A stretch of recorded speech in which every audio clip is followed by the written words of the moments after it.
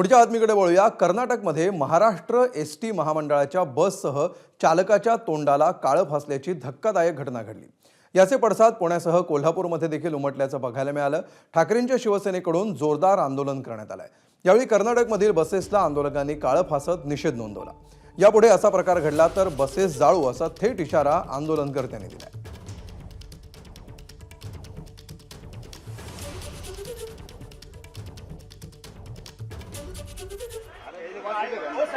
नाही नाही साहेब हे बघा आम्ही काय करतोय का एक मिनिट झटापटी नाही करू झटापटी नाही करू ऐकत घ्या एक मिनिट आम्ही काय सांगत नाही आम्ही नाही ऐकून घेणार आजच्या जेव्हा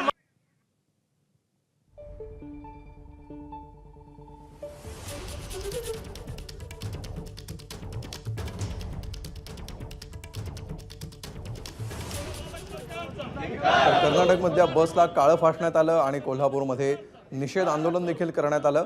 कर्नाटकमध्ये झालेल्या प्रकाराचा निषेध आणि त्याचे पडसाद महाराष्ट्रामध्ये उमटल्याचं चित्र या निमित्ताने पाहायला मिळालं।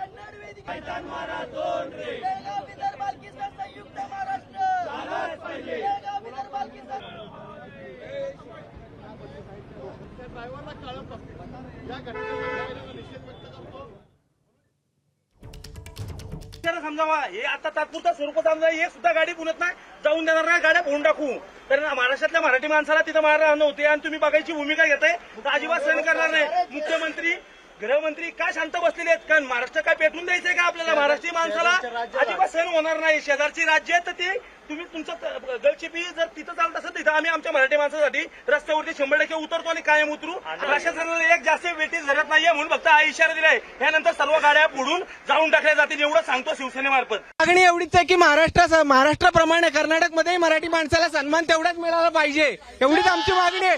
जय भवानी। यांच्यावर आरोप होत आहेत, आक्षेप घेतला जातोय तुमच्याकडनं आणि दरवेळेस हाच प्रकार दिसतो। अहो ही दुसरी वेळ आहे, वर्षातनं दुसरी केस आमच्यावर चालू आहे मॅडम। ही आता ही चालू आहे तरी मराठी माणसाबद्दल पोलिसांना अभिमान नाही का? आज हा आम्हाला बघायला मिळतोय, पोलिसात अडवतात आम्हाला या गोष्टीत की कर्नाटक बद्दल एवढा अभिमान का पोलिसांना? दरम्यान यावर राज्याचे परिवहन मंत्री प्रताप सरनाईक यांनी देखील प्रतिक्रिया दिली आहे। पाहूया। आमच्या ड्रायव्हर कंडक्टरचं शेवटी सुरक्षा सुद्धा आमच्या दृष्टीने महत्त्वाचं आहे।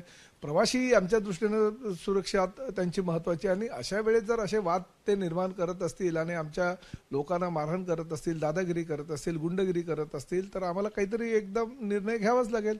ह्या संदर्भात मी राज्याचे मुख्यमंत्री आणि आमच्या दोन्ही उपमुख्यमंत्र्यांना कळवणार आहोत की जर तुम्ही कर्नाटकच्या मुख्यमंत्र्यांशी चर्चा करा आणि अशा पद्धतीनं जर वारंवार असे प्रकार घडत असतील तर आम्हाला काहीतरी त्या बाबतीतला एकदम कडक आणि धोरणात्मक निर्णय हा सरकारला, महाराष्ट्र सरकारला घ्यावा लागेल। एबीपी माझा, उघडा डोळे बघा नीट।